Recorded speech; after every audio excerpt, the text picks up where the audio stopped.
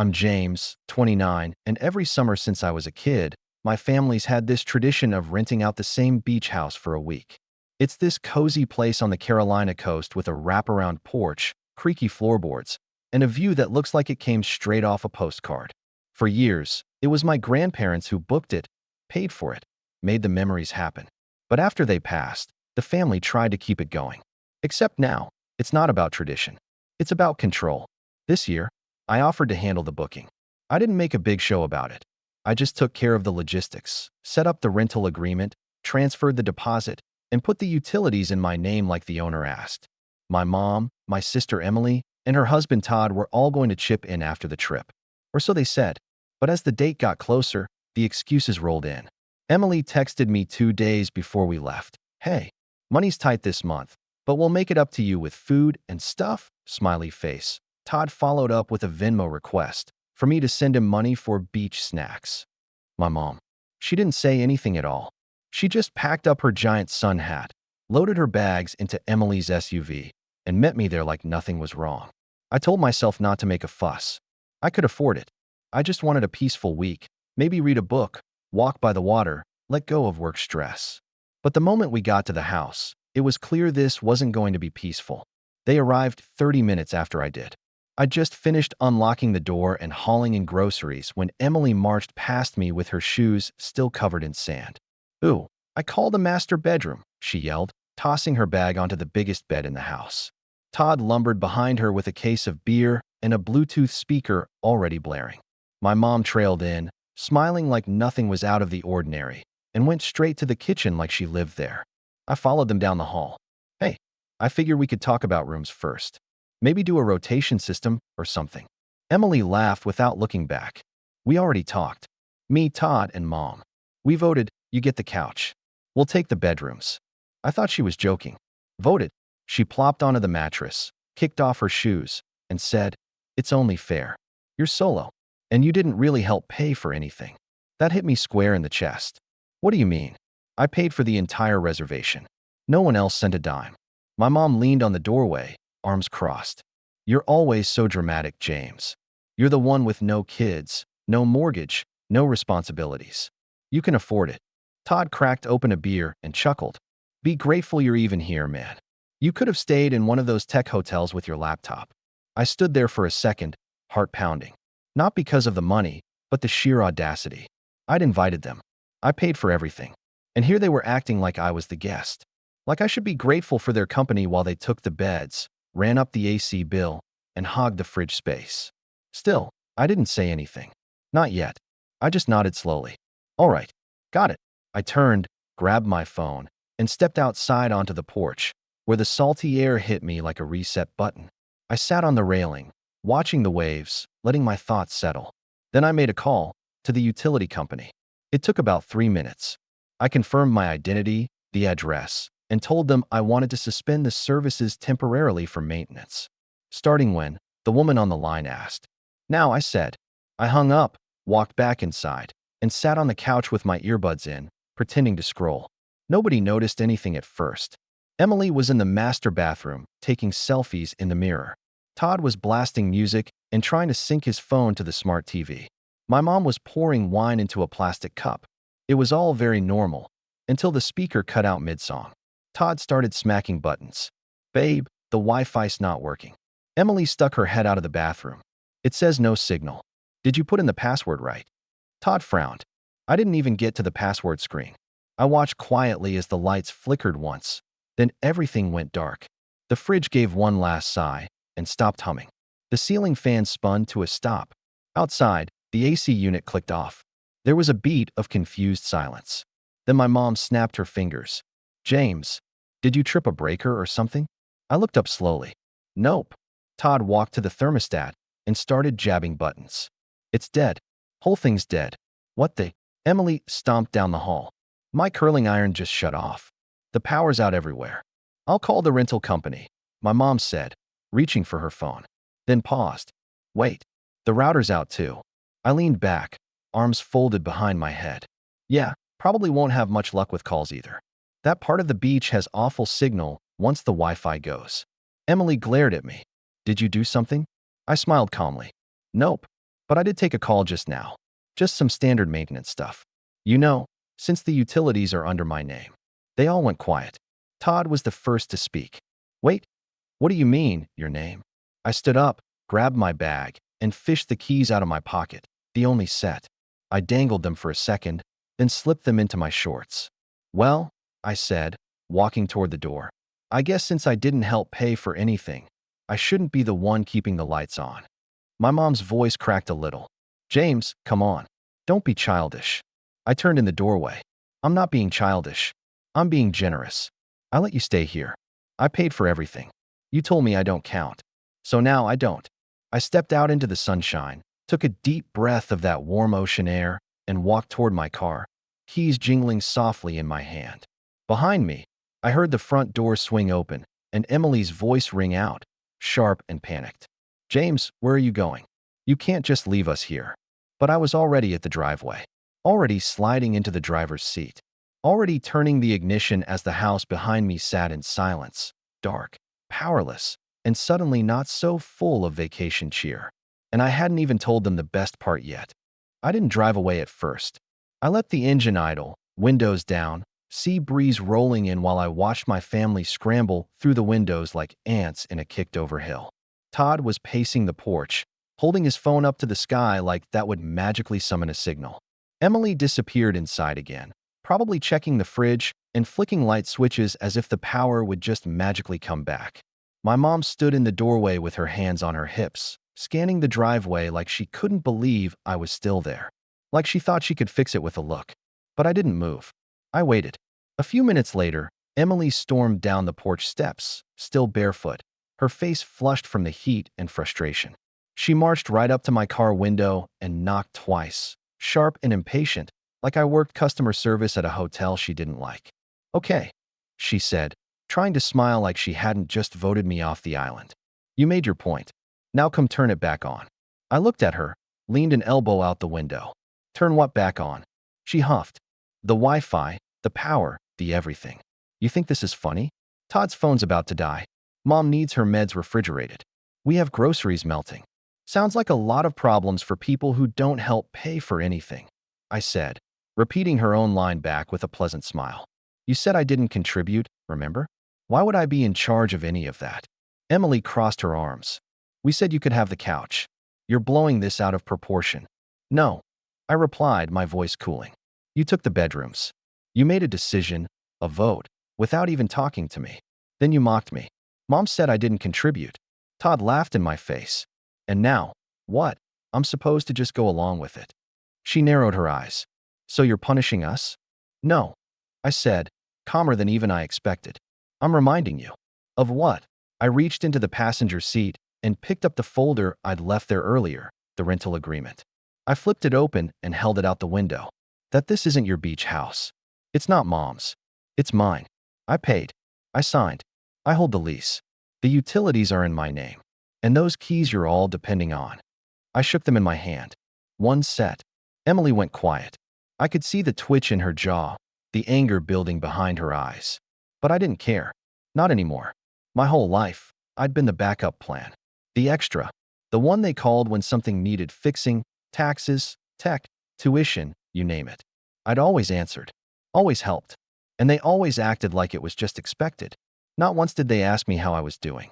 Not once did they think, maybe James deserves the bed for once. This week was supposed to be different. I wasn't asking for praise. Just peace. Just some basic respect. And they couldn't even give me that. Emily backed away from the car, shaking her head. You're gonna regret this. I let out a low laugh. I don't think I will. She stormed off without another word, and I watched her slam the front door behind her. The windows had already fogged from the heat. No fans. No AC. That beach humidity doesn't take long to turn a house into an oven. I sat there a few more minutes, let the engine hum. Then I opened my phone, tapped into the utility app, and confirmed it. Power suspended. Wi-Fi offline. Thermostat locked out remotely. All synced through my account. One tap could turn it back on. But I didn't tap anything. Instead, I opened a second app, one they definitely didn't know about.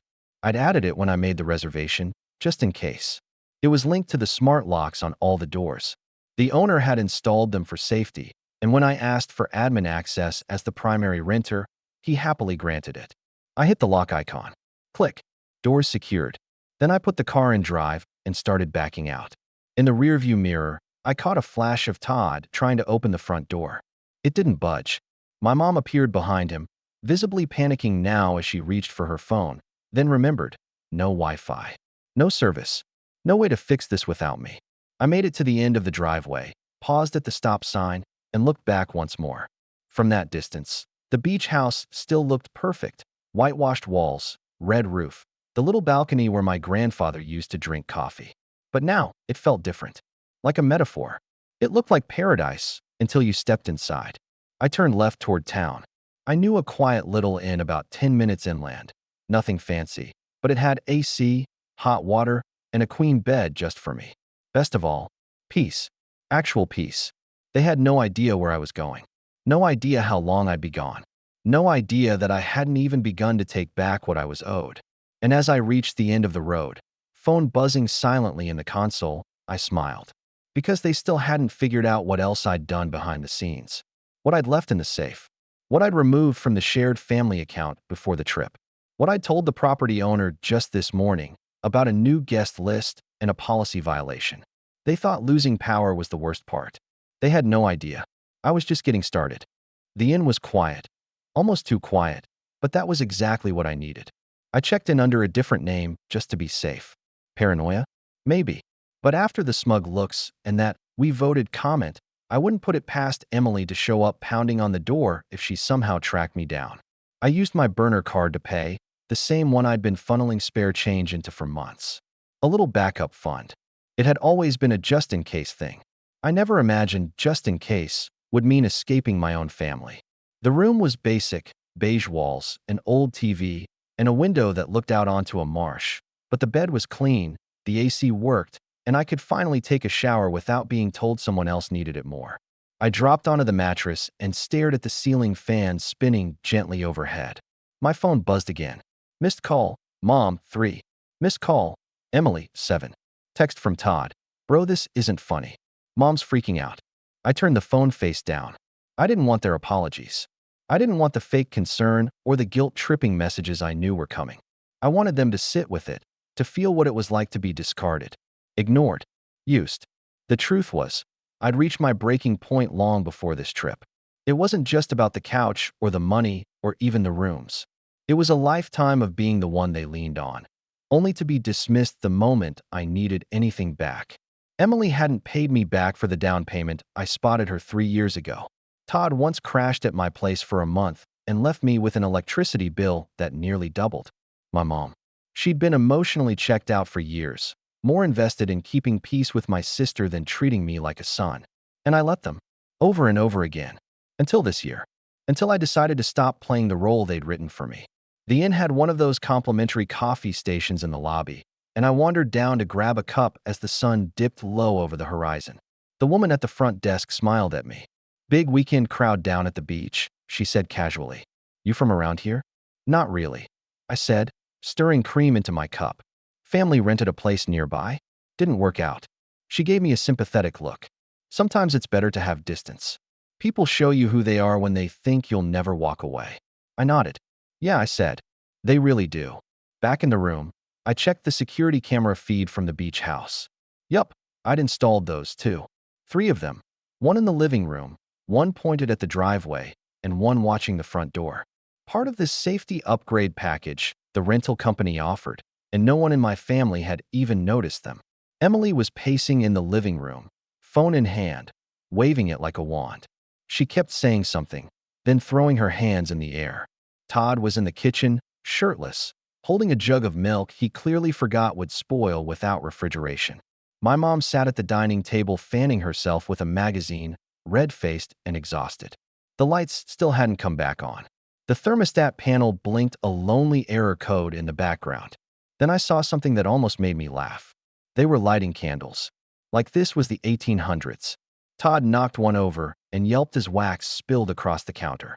Emily yelled at him, and my mom slapped the table. No music. No shows. No fans. No cold drinks. Just heat and tension.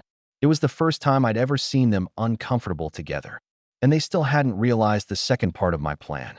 Earlier that morning, just after Todd sent me that dumb snack Venmo request, I called the property owner, told him I'd be arriving alone, that my family might try to join me but had not contributed, and that I was concerned about the rental agreement being violated. He was a sharp guy, mid-60s, probably had dealt with enough tenant drama to smell a problem before it got out of hand. I explained the situation calmly, professionally, and made sure he knew I was fully within my rights. He didn't argue, just thanked me for the heads up, and reminded me that if the occupancy limit was exceeded, he was required to report it for insurance reasons. I sent him a photo of their car in the driveway that morning. Time-stamped. 3 guests over the limit. No names on the agreement. He told me he'd handle it discreetly. I didn't know what that meant at the time. Until now. Because as I stared at the feed from the front door camera, headlights pulled into the driveway. A clean white SUV with a property management logo on the door. Emily popped up like a prairie dog. Todd moved to the window. A man stepped out, clipboard in hand, sunglasses perched on his nose. He knocked twice. The camera feed didn't have sound, but I didn't need audio to read their faces. Emily opened the door, said something. The man showed her the clipboard. She waved her hands, probably trying to talk her way out of it. Todd came to the door and took over, puffing up like he always did when someone questioned him. My mom stood behind them, clearly confused. Then the man pointed at the house, then toward the street. Emily's jaw dropped. Todd started shouting. And then, the man handed them a printed sheet of paper. Emily snatched it, read it, and screamed something I wish I could hear. My phone buzzed again. This time, a message from Mom. Mom, James. What did you do? I didn't respond. Instead, I pulled up the settings on the smart lock app and tapped a button labeled Temporary Override Access. It gave them exactly 30 minutes to gather their things before the doors would lock again, this time permanently. That was more than they ever gave me. I watched it all unfold from the comfort of my cheap in bed, the security cam feeds flickering between angles as the sun dipped low outside the beach house. The man from the property management team remained calm, professional, even as Emily threw what could only be described as a tantrum. Her arms flailed, her voice clearly shrill even without audio. Todd paced in and out of frame like a caged animal, while my mom stood stiff, arms folded across her chest, as if trying to disappear into herself. When Emily realized the man wasn't going to be intimidated, she grabbed her phone and stormed back inside. She probably still thought she could talk her way out of it.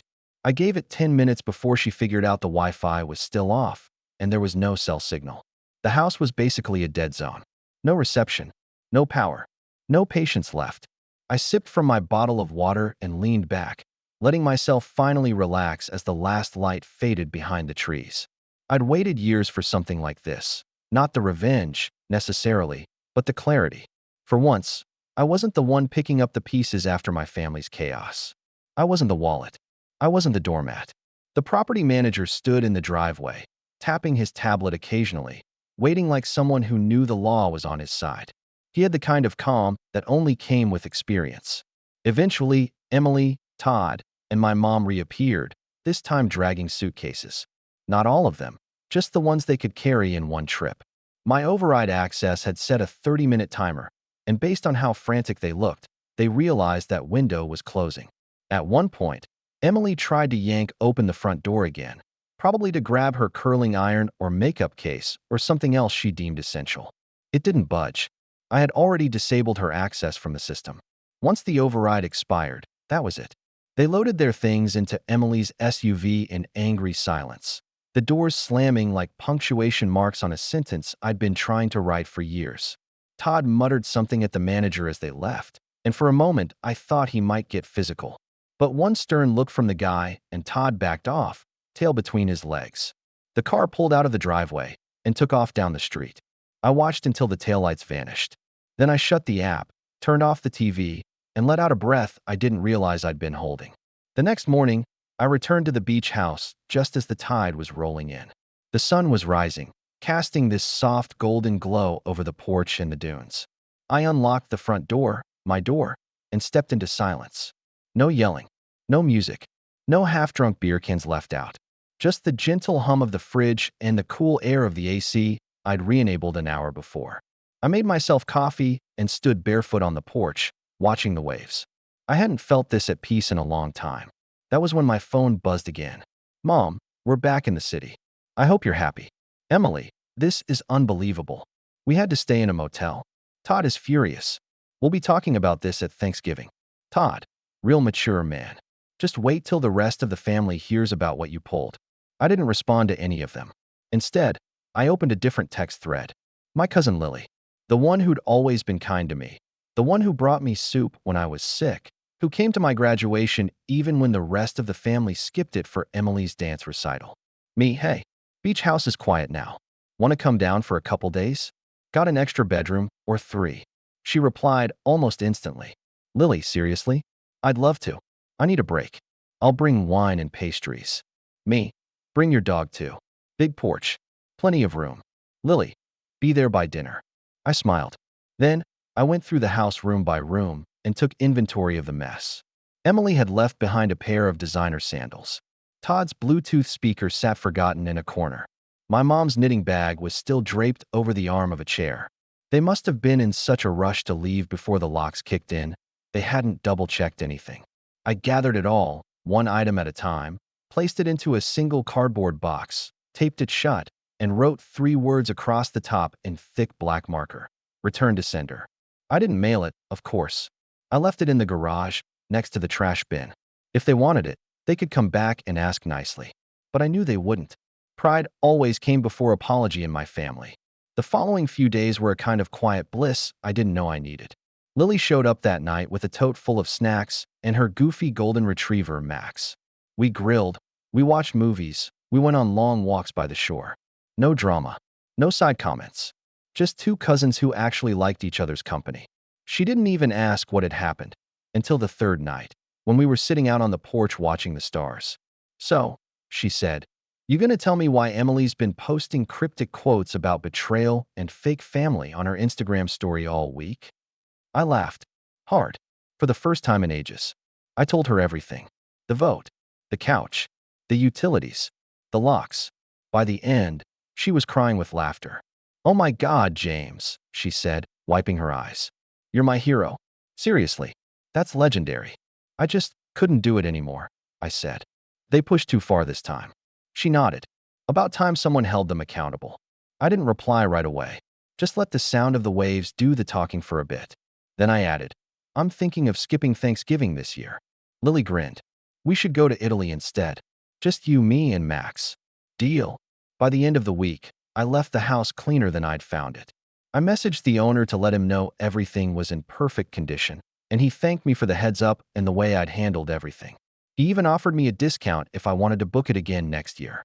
I smiled at the thought. Maybe I would. But next time, I wouldn't make the mistake of inviting people who only saw me as a free ride. Because that week at the beach taught me something I should have realized a long time ago. Family isn't defined by blood.